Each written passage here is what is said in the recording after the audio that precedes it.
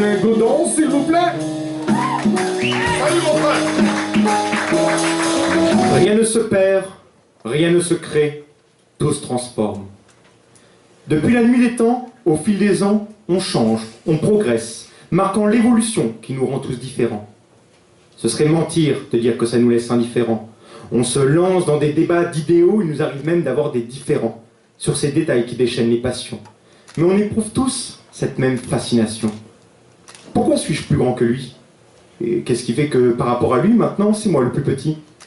Pourquoi lui a de beaux yeux bleus rappelant aux filles la couleur de l'océan, et que des miens qui sont marrons ne se rappellent rien d'autre que le néant? D'ailleurs, on dit des yeux bleus d'amoureux, et des yeux marrons de cochon. Quelle injustice! Et c'est pareil chez les filles.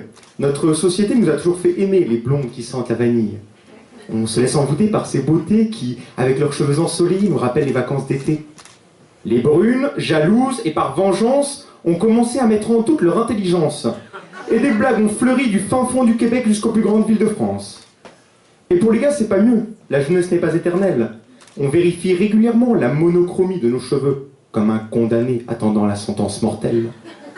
Et vient le jour où notre miroir nous présente le coupable.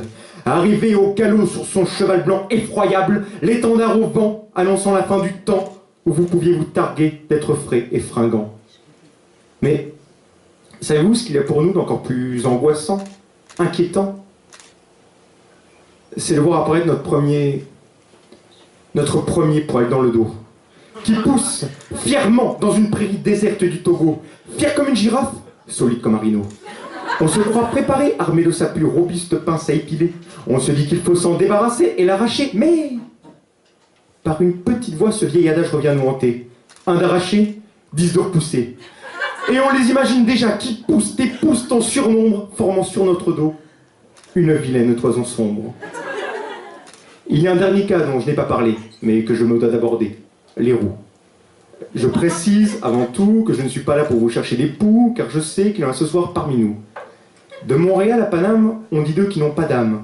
On les taquine, souvent gentiment, parfois méchamment. Alors qu'au lieu de les railler, on devrait les envier. Eux qui, avec leur pilosité cuivrée, rappellent à nos cœurs le soleil au coucher. Je profite de l'intimité installée pour vous dévoiler un secret. Un secret bien gardé depuis des milliers d'années. Je ne sais pas si vous voyez, mais je suis moi-même doté d'une barbe rousse. Et quand elle rayonne d'un éclat qui vous mettrait la frousse, c'est qu'elle reflète ce qu'on a à offrir de plus fort. Nos cœurs de roue, ils sont en or.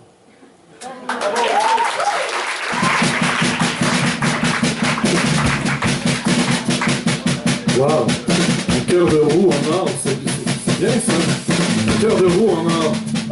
Je veux voir ça, moi. Mesdames, messieurs du jury, s'il vous plaît, pour Adrien Godon. Ah, n'est-ce pas? Ouais, bon. 8.2, 8.7, 8.8, 9 et 9.6.